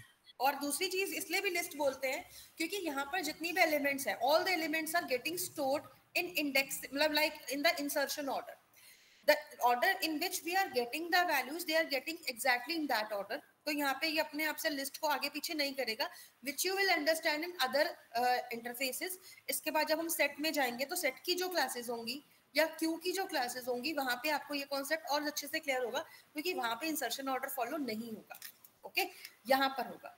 तो अभी हम लोग क्या कर रहे हैं, यहाँ पे हम लोग एरे लिस्ट पढ़ रहे हैं। फर्स्ट हमने अभी लिस्ट पढ़ा है, ठीक है। तो यहाँ पे हमारा ये फर्स्ट टाइप का लिस्ट है। तो आपको क्या करना है, अगर कोई भी एलिमेंट स्टोर करना है एरे लिस्ट में, तो उसके लिए आप ऐड फंक्शन का यूज कर रहे थे। अब अगर मान लो मैं कहती हूँ कि मुझे अब ना क्या करना है, आपको याद होगा हमने एक फीचर किया था एरे में, इंसर्शन एट एनी पॉइंट वाला, राइट? Yes, ma'am. कोई भी इंडेक्स दे रहे थे वहां पे वैल्यू ऐड हो रही थी ना। सेम चीज यहाँ पर भी है। कैसे है वो देखो। अगर मान लो मैं यहाँ पे लिखती हूँ लिस्ट 1 डॉट एड, तो यहाँ ये देखो कि ऐड लिखते ही मेरे पास कितने फंक्शंस आ रहे हैं, ये सारे फंक्शंस आ रहे हैं। देखो पहला वाला ऐड वाला फंक्शन है, दूसरे वाले में ये क्या ले रहा है, इंडेक्स भी ले रहा है, एलिमेंट भी ले रहा है। तीसरे वाले में ऐड ऑल, मतलब अगर मेरे पास कोई दूसरी कलेक्शन है और उसको ऐड करना है तो वो मैं ऐड कर सकती हूँ। चौथा वाला फंक्शन ऐड ऑल है लेकिन वो इंडेक्स के साथ है, मतलब मैं एक इंडेक्स दे सकती हूँ, यहाँ से इस इंडेक्स से बाकी की कलेक्शन को, जो हमारी बाकी की दूसरी कलेक्शन है उसको भी ऐड कर दो। ऐसे ही यहाँ पे एक फंक्शन है ऐड फर्स्ट। ऐड फर्स्ट का मतलब है कि ये बिल्कुल फर्स्ट, मतलब जो बिगिनिंग वाला था ना हमारा जीरो वाला, इंसर्शन एट बिगिनिंग वाला, वो वाला फीचर करेगा ये कि फर्स्ट इंडेक्स पे वैल्यू को ऐड करेगा, बाकियों को आगे शिफ्ट कर देगा। ऐड लास्ट क्या करेगा, ऑटोमेटिकली लास्ट में वैल्यू ऐड कराएगा जो कि ऐड भी कर रहा है। तो मतलब ऐड लास्ट और ऐड ऑलमोस्ट सेम ही है, बाकी फंक्शंस डिफरेंट है। तो इन फंक्शंस को हम एक एक करके यहाँ पे यूज करके रखेंगे। जैसे कि ऐड तो हम लोगों को पता ही है, राइट। तो अब मान लो मुझे ऐड तो करना है, लेकिन मुझे इंडेक्स पे ऐड करना है। तो अगर मान लो मैं यहाँ पर सेकंड इंडेक्स के ऊपर एक वैल्यू को ऐड करती हूँ, मतलब मैंने यहाँ पे 100 ऐड किया। अभी देखो यहाँ पे मैं क्या करती हूँ, बिफोर इंसर्शन जो मेरी लिस्ट है मैं उसको यहाँ पे प्रिंट करा लेती हूँ। मेरी लिस्ट का नाम क्या था, लिस्ट 1। ओके, अब आफ्टर इंसर्शन भी मैं इसको प्रिंट करा के दिखाऊंगी that where this value will go.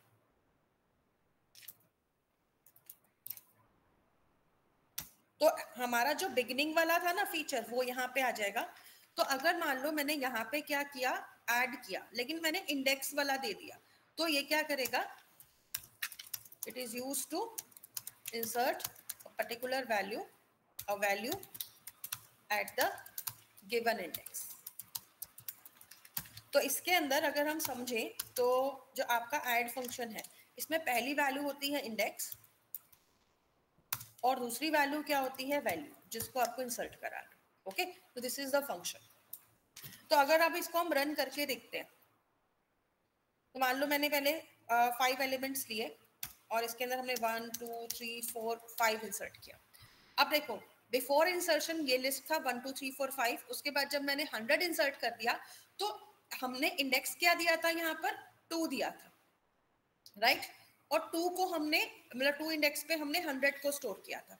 तो इसने क्या किया, देखो 0 1 2 इंडेक्स पे इसने 100 को तो स्टोर किया ही किया, साथ में इसने क्या किया 3 4 5 को आगे शिफ्ट कर दिया।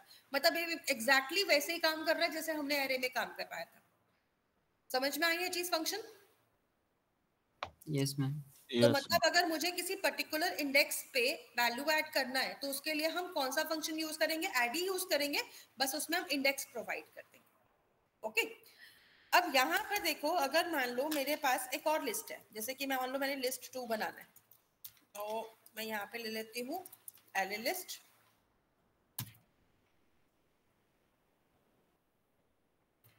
इंटीजर, इसको बनाते हैं list 2 equals to new array list.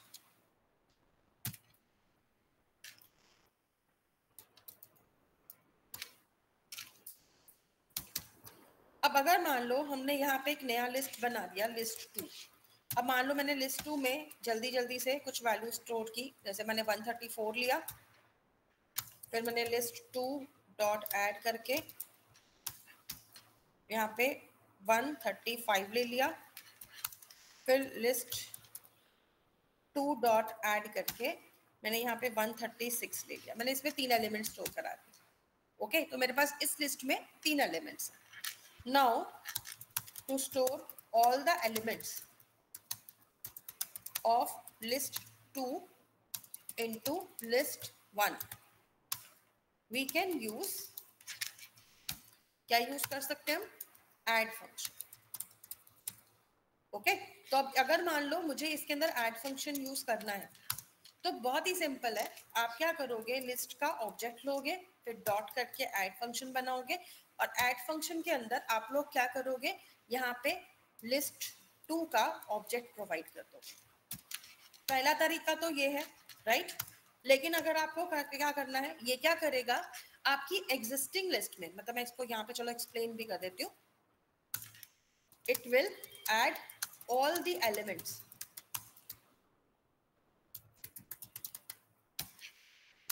of second list into the first list, ठीक है, at the end, and यहाँ पे मैं भी बताती हूँ, and it will start to add elements from the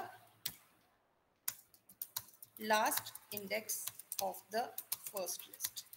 मतलब जो भी लास्ट अवेलेबल इंडेक्स होगा, अवेलेबल मतलब जहां पे हमारी पहली लिस्ट खत्म हो रही है वहीं से हमारी सेकंड लिस्ट स्टार्ट हो जाएगी। ओके, तो ये बाय डिफॉल्ट इस तरह से काम करेगा। अगर हमने कौन सा वाला फंक्शन यूज किया, ये वाला फंक्शन यूज किया अपने प्रोग्राम के अंदर, मैं इसको यहाँ पे ऐड कर देती हूँ, ठीक है। अब अगर मुझे क्या करना है, यहाँ पर हमें इसी का एक और वेरिएशन भी मिलता है कि लिस्ट डॉट ऑब्जेक्ट में ऐड करके साथ में हम एक इंडेक्स दे दें और यहाँ पे लिस्ट 2 का ऑब्जेक्ट दे दें। ये क्या करेगा, it will start adding all the values of list 2 in list 1 from the given index, and it will shift all the existing value of the first list to the end।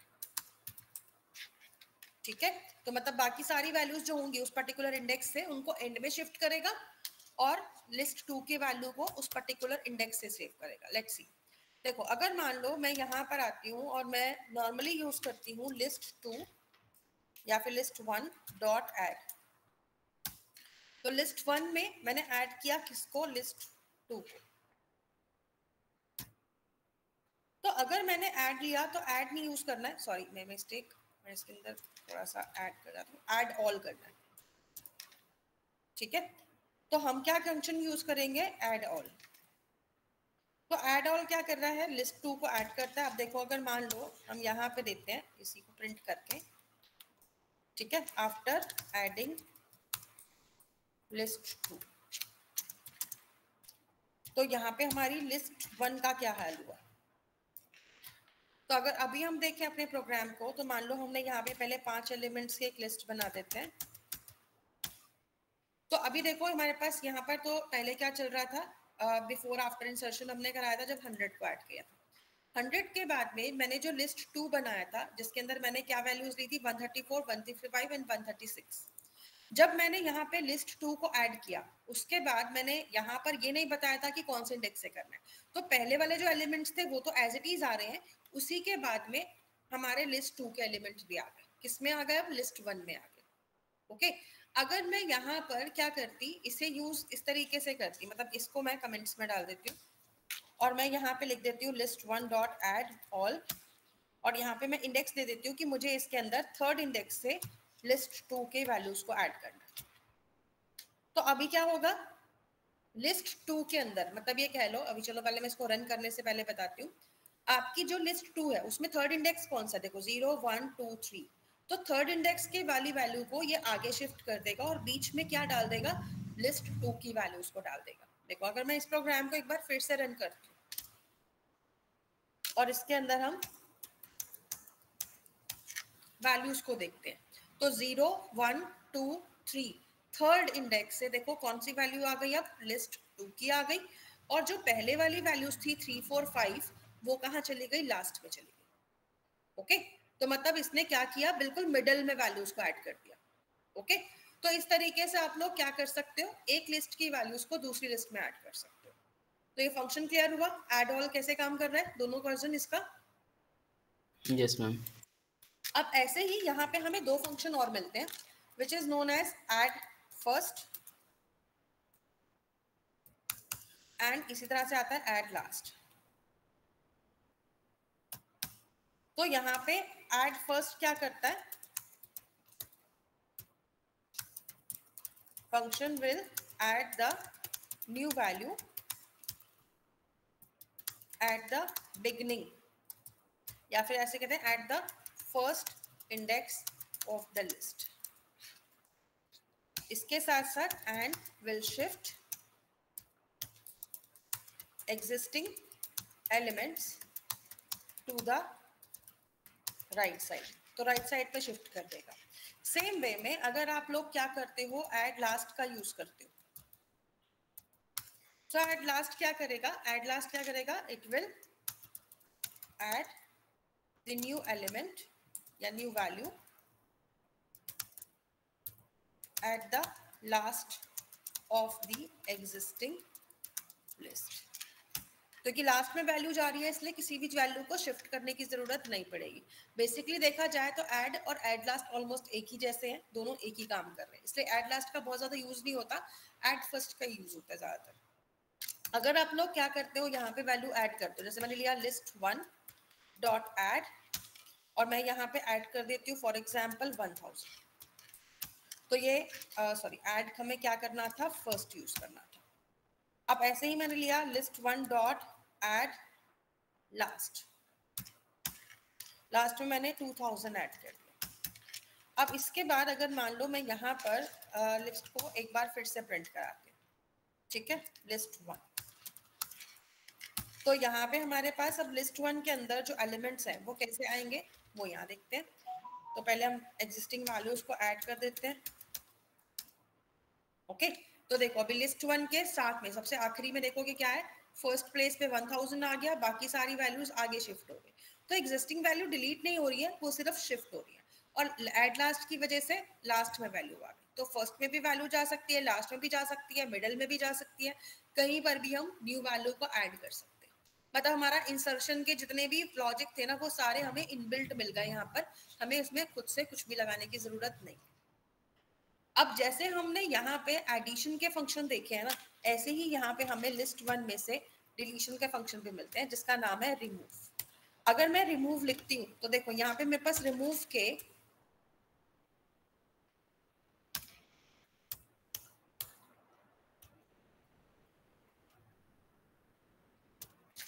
कितने सारे functions हैं। जैसे कि एक remove है जिसमें मैं जो भी इंडेक्स दूंगी वो वैल्यू रिमूव हो जाएगी। ऐसे ही रिमूव में ऑब्जेक्ट भी है, मतलब मैं कोई वैल्यू देती हूँ तो वो रिमूव हो जाएगी।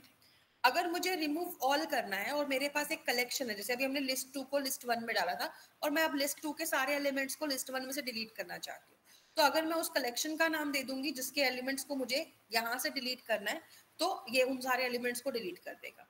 रिमूव फर्स्ट, फर्स्ट वैल्यू को रिमूव करेगा। रिमूव लास्ट क्या करेगा, लास्ट वैल्यू को लेगा। रिमूव इफ क्या करेगा, यहाँ पे लैम्डा का थोड़ा सा यूज होगा जिसके थ्रू हम जो कंडीशन देंगे वो वैल्यू रिमूव होगी। इसको भी हम ट्राई करके देखेंगे कि कैसे यूज करना है, ठीक है। मतलब ये कह लो कि एक पर्टिकुलर कंडीशन के अकॉर्डिंग जो वैल्यू उस कंडीशन को सेटिस्फाई करेगी उसको रिमूव करेगा। ओके, तो ये भी हम कर सकते हैं।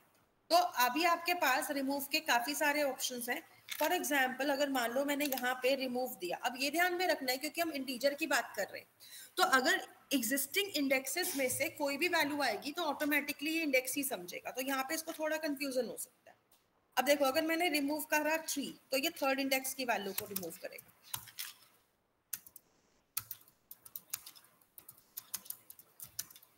तो ये क्या करेगा, थर्ड इंडेक्स को रिमूव करेगा। तो जो भी वैल्यू दोगे जिसका भी इंडेक्स होगा उसको रिमूव करेगा। अगर मान लो मैंने दिया लिस्ट वन डॉट रिमूव 2000, तो अब ये क्या करेगा, भी पहले तो इसको इंडेक्स समझेगा। अगर इंडेक्स में ये वैल्यू नहीं है तो फिर ये इसको वैल्यू समझेगा। ओके, सो यहाँ पर ये क्या करेगा, it will remove 2000 from the list. अब ऐसे ही अगर मान लो मैंने दिया लिस्ट वन डॉट रिमूव और मैंने यहाँ पे फर्स्ट वाला ऑप्शन दिया, तो ये फर्स्ट एलिमेंट को रिमूव करेगा।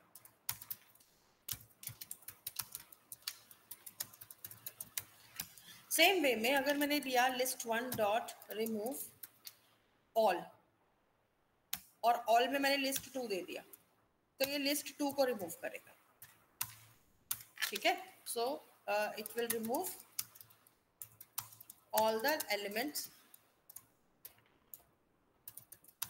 Of list two from list one. तो इस तरीके से सारे एलिमेंट्स उसके यहाँ से चले जाएंगे। ऐसे ही अगर मान लो मैंने लिस्ट वन डॉट रिमूव दिया लास्ट,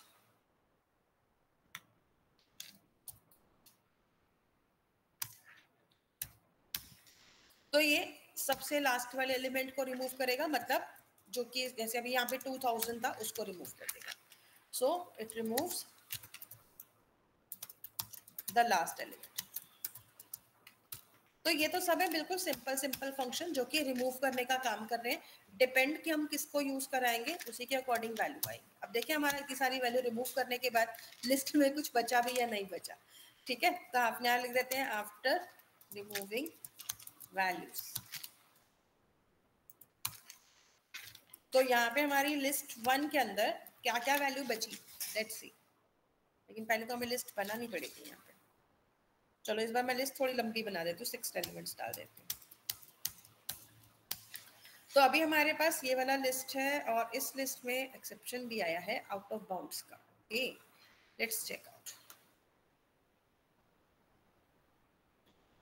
अभी देखो ये हमारे पास लिस्ट था, इसमें एक्सेप्शन जनरेट हो गया। क्या कह रहा है, index out of bounds. Okay देखो अभी जब मैंने ना इसमें क्या किया था, मैंने यहाँ पर जब वैल्यू दिया था किस चीज का, रिमूव के लिए 2000 जो दिया था, तो इसने उस वैल्यू को फेच नहीं किया। इसने क्या किया, उसको भी इंडेक्स समझ लिया और ये उस इंडेक्स को पर्टिकुलरली यहाँ पे सर्च करने लग गया। इसी वजह से ये एक्सेप्शन थ्रो हो रहा है। अब देखो अब इसको वही मैं था कंफ्यूजन, मैंने क्या कहा था, कंफ्यूजन हो सकती है यहाँ पे इसको कि हम क्या वैल्यू दे रहे हैं। तो अगर मान लो आप लोग यहाँ पे रिमूव फंक्शन को देखते हो, तो रिमूव में ऑब्जेक्ट भी है, राइट, और वैल्यू भी है। तो ये क्या रिटर्न करता है, रिमूव बूलियन वैल्यू रिटर्न करता है। तो ऐसे मेरे यहाँ पे इसको ये कंफ्यूजन था क्योंकि वैल्यू थी इंटीजर टाइप की। अगर स्ट्रिंग होती ना फिर कोई कंफ्यूजन नहीं होती, फिर तो हम डबल कोट में वैल्यू देते और हो जाता। तो ऐसे में अगर आप लोग यहाँ पे कोई भी वैल्यू दे रहे हो तो आप इसको सिंपल मत दो। कैसे दो, वैसे तो देना अलाउड ही नहीं बोलता ये कहता है कि भाई आप इसको ऑब्जेक्ट बनाकर दो। तो अगर मैं न्यू इंटीजर करके वैल्यू देती हूँ तो मैं इसको क्या दे रही हूँ, एक ऑब्जेक्ट दे रही हूँ। अब ये ऑप्शन ये क्या कह रहा है, क्रॉस दिखा रहा है ना, इस क्यों, क्योंकि ये वाला एक्चुअली ऑप्शन जो है वो वर्जन 9 के बाद से डिलीट कर दिया था इसने। तो ये एक तरह से डेप्रिकेटेड मेथड है, डेप्रिकेटेड है, लेकिन ऐसा मतलब नहीं है कि ये यूज नहीं हो सकता, यूज ये हो सकता है। अगर मैं इसको अभी रन करती हूँ और यहाँ पे एलिमेंट्स देती हूँ, मान लो 5, 1 2 3 4 एंड 5, ठीक है। देखो इस बार कोई एक्सेप्शन नहीं आया। क्यों नहीं आया, क्योंकि मैंने इसको ऑब्जेक्ट बना कर दिया इंटीजर क्लास का। तो यहाँ पर अभी अगर हम देखें तो हमारी लिस्ट में से बिफोर सॉरी आफ्टर रिमूविंग, तो देखो पहली वैल्यू भी डिलीट हो गई, लास्ट वैल्यू भी डिलीट हो गई। इसके अलावा हमने क्या इंडेक्स दिया था, और क्या डिलीट किया था हमने, थर्ड इंडेक्स को। तो पहला तो हमने यही इंडेक्स रिमूव किया था, तो सबसे पहले जो लिस्ट थी हमारी ये वाली थी। तो 0 1 2 3 मतलब 100 सबसे पहले डिलीट हुआ। आफ्टर दैट जब मैंने यहाँ पे 2000 दिया तो इसने 2000 के ऑब्जेक्ट को लिया था ना, इसलिए इसने 2000 को भी रिमूव कर दिया। फिर जब मैंने दिया रिमूव फर्स्ट, तो रिमूव फर्स्ट में इसने किसको रिमूव करा, इसके बाद में 1 को, सॉरी 1000 को। रिमूव फर्स्ट में इसने 1000 को रिमूव कर दिया।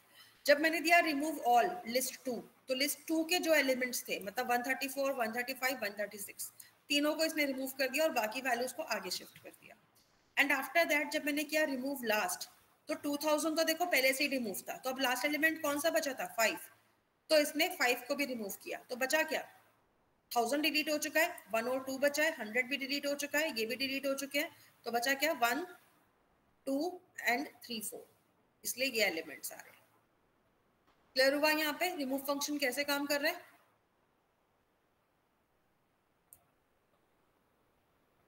Yes, any doubts? No ma'am. Okay, so see इस तरह से हम लोग क्या कर सकते हैं, यहाँ पे अपनी वैल्यूज को रिमूव करा सकते हैं और ऐड कर सकते हैं। तो ये फंक्शंस जो हैं, ये सारे के सारे फंक्शंस हमारे यूज होंगे प्रोग्राम्स के अंदर। जब कभी भी आप एरे लिस्ट बनाओगे, इसी तरीके से वैल्यू को ऐड रिमूव करा सकते हो। और इसका देखो सबसे ज्यादा यूज कब आएगा, जब आप लोग डेटाबेसेस से डेटा उठाओगे ना, तो भी इसका बहुत यूज होता है, ठीक है। वहां पे हम इसको ऑब्जेक्ट के लिए भी यूज कर सकते हैं। इसका मैं ऑब्जेक्ट के साथ भी यूज दिखाऊंगी कैसे यूज आता है, ताकि आप इसको अपने प्रोग्राम्स में इम्प्लीमेंट कर सको। ओके, तो एक काम करिए, आप लोगों को जो ये वाला मैंने प्रोग्राम बनवाया है, इस प्रोग्राम को एक बार अपने अपने सिस्टम पे ट्राई करके देखो। Ma'am, I got a error on add first, add last, and remove first, remove last function. You can share your screen. Yes, ma'am. Okay, please do.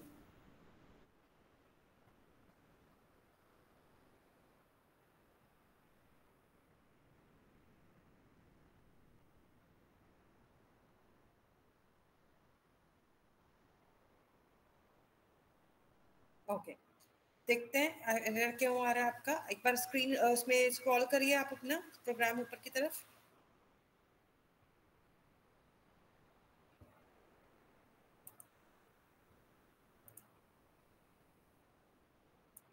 One second.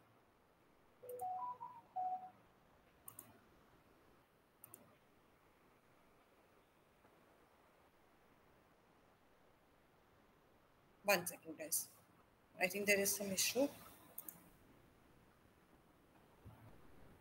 Yes, Shivani, I think आपका screen pin कर देती हूँ.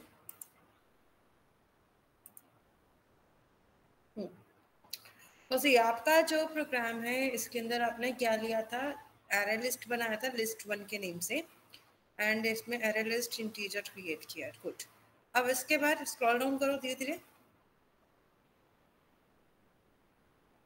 ठीक है, आगे चलो. आपने function कहाँ यूज किया, एड फर्स्ट लास्ट, यहाँ पर किया. ठीक है, तो लिस्ट में जब एड फर्स्ट फंक्शन यूज कर रहे हो इसके ऊपर एक बार कर्सर लेके जाओ. क्या कह रहा है, undefined for the type array list. Okay, this can be due to ना, एक्चुअली में होता क्या है, देखो कभी कभी आप जब फंक्शंस का यूज करते हो, कुछ फंक्शंस लेटर ऑन वर्जन्स में ऐड हुए हैं जावा के और कुछ पहले से थे. तो I just want to know, आपने जब ये फंक्शन बनाया, मतलब इसके अंदर वैल्यू लिया, तो आपने जावा का कौन सा वर्जन है आपके सिस्टम पे?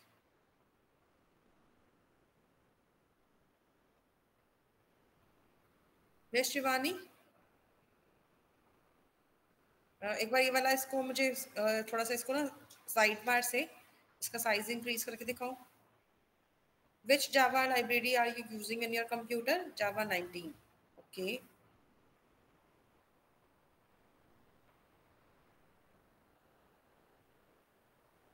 Okay. अब एक बार जरा add first वाले एरर के ऊपर लेके जाओ कर्सर को. क्या दिखा रहा है, for a type array list integer add cast to list 1 कह रहा है.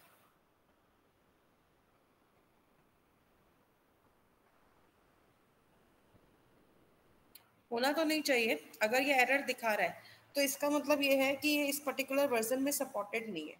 एक काम करो, आपने अपना जो जावा जेडीके था ना, नया वाला इंस्टॉल करो राइट नाउ. ये भाई आपको पता है कौन सा जेडीके चल रहा है?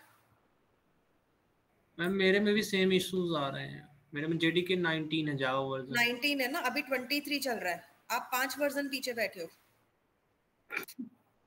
तो अभी आप लोगों को क्या करना पड़ेगा, इस वाले वर्जन को अनइंस्टॉल करके आपको जावा का नया वाला लेटेस्ट वाला जेडीके इंस्टॉल करना पड़ेगा.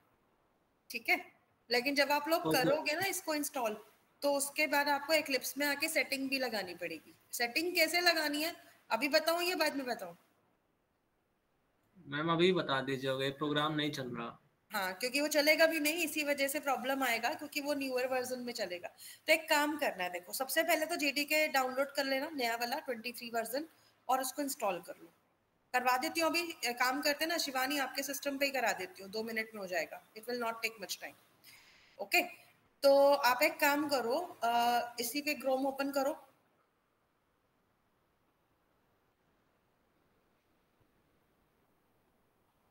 अब यहाँ लिखो डाउनलोड जेडीके.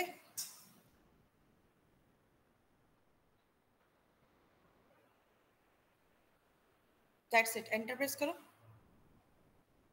हाँ, अब जाओ जावा डाउनलोड्स पे जाओ, स्क्रॉल डाउन करो, इसमें विंडोज पे क्लिक करो. यहाँ पे सेकंड आ रहा है x64 इंस्टॉलर, इसके सामने वाले लिंक पे क्लिक करो.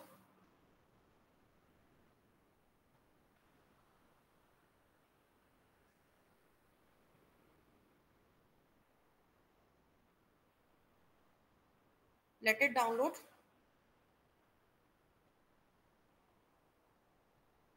तब तक एक काम करो, जब तक ये डाउनलोड हो रहा है, एक्लिप्स को 1 मिनट के लिए बंद कर दो, मुझे प्रॉब्लम करेगा.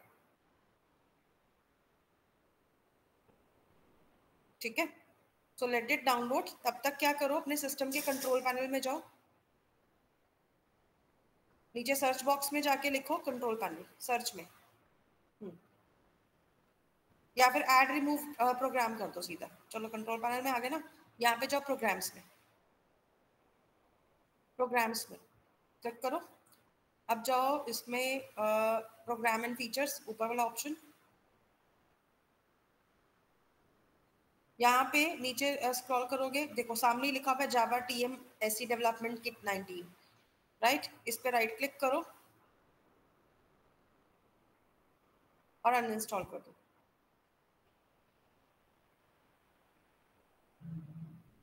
यस कर दो।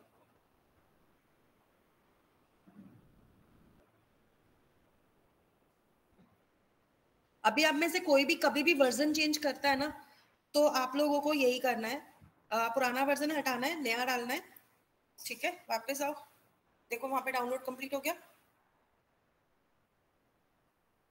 Okay, it will just be completed in 2-3 seconds।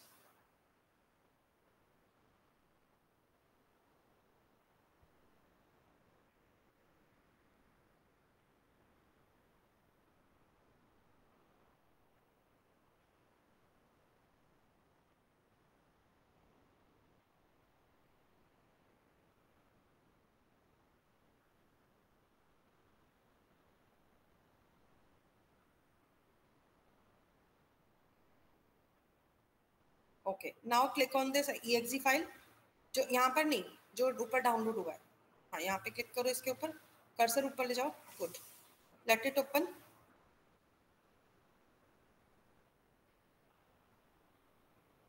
I think आपने ना गलत जगह क्लिक कर दिया।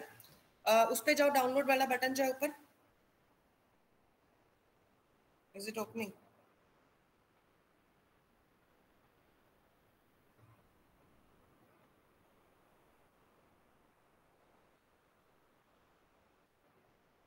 Okay, let it come. Next button पे क्लिक करो। Next,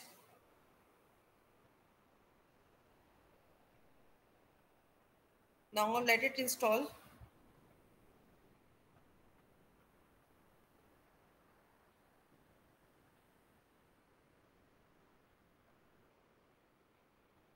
close. Okay, now next करो, एक्लिप्स ओपन करो।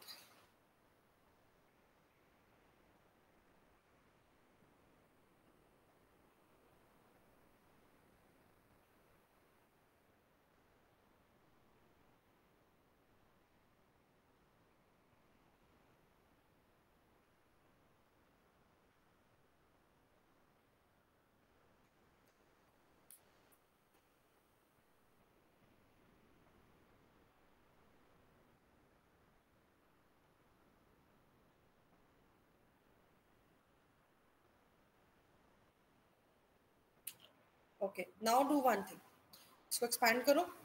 अभी ये सारे प्रोजेक्ट में एरर क्यों दिखा रहा है ना, क्योंकि इसमें हमने पुराना वर्जन लगाया हुआ है, ठीक है। तो मैं एक में बता देती हूँ, आप बाकियों में वो चीज़ ठीक कर सकते हो। कैसे करना है बता रही हूँ। आपका जो अभी वाला प्रोजेक्ट है जावा वाला, जो हम यूज़ कर रहे थे, उस पर राइट क्लिक करो। यहाँ पे एक ऑप्शन आएगी बिल्ड पाथ, यहाँ जाओ, configure build path. Build path में अगर अब यहाँ पर कहाँ जाओ, लाइब्रेरीज में जाओ, ऊपर देखो लाइब्रेरी टैब है, हाँ इस पे जाओ, राइट क्लिक करो, इस पे जावा 19 वाले पे राइट क्लिक करो। नहीं आ रहा ऑप्शन, ठीक है, इसको सिलेक्ट करके एडिट पे जाओ, या डबल क्लिक करो इस पे, एज यू विश। अब यहाँ पर नीचे एक ऑप्शन आ रही है, working workspace default JRE JDK 23, select करो, फिनिश करो इसे, ठीक है, अप्लाई एंड क्लोज। तो ये चीज करनी पड़ेगी सबको जब आप लोग वर्जन बदलते हो, ठीक है। क्योंकि बाकी देखो, आपका जो प्रोजेक्ट है वो पुराने वाले जावा के अकॉर्डिंग कॉन्फ़िगर हुआ था, तो आपको इसको न्यू प्रोजेक्ट के अकॉर्डिंग करना पड़ेगा, ठीक है। अभी आ जाओ प्रोग्राम के अंदर, एरर लिस्ट में।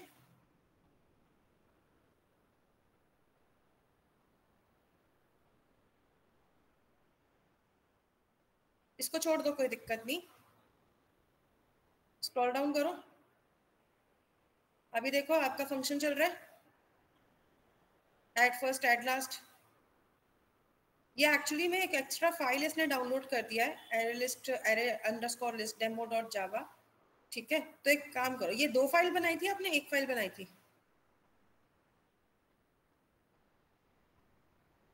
हम 2 बनाई थी ना, एक क्लास में तो हो गया, दूसरी क्लास में नहीं हुआ। सेम पैकेट मतलब कोई सेम बात नहीं, कुछ ओपन करो उसे वापस, मैं देखती हूँ। ओके, अभी ये कौन सी वाली है, एरे लिस्ट चाहिए, फर्स्ट वाली है। अब इसमें ये देखो एरर कहाँ दिखा रहा है, स्क्रॉल अप करो।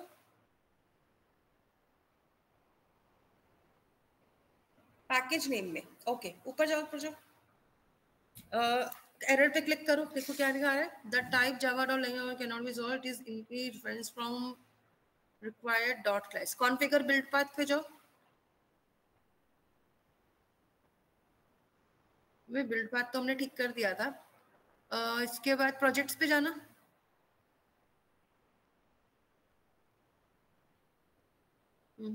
यहाँ पर भी ठीक ही आ रहा है। मॉड्यूल डिपेंडेंसीज पे जाओ, यहाँ पे भी ठीक दिखा रहा है, कोई प्रॉब्लम नहीं है। सोर्स पे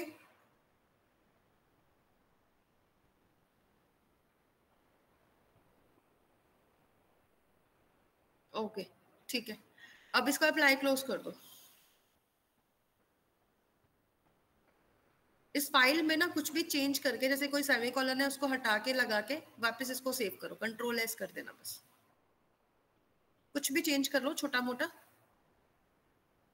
सेव करो। अभी भी दिखा रहा है एरर, एक्चुअली ये पैकेज में एरर दिखा रहा है आपका, ठीक है।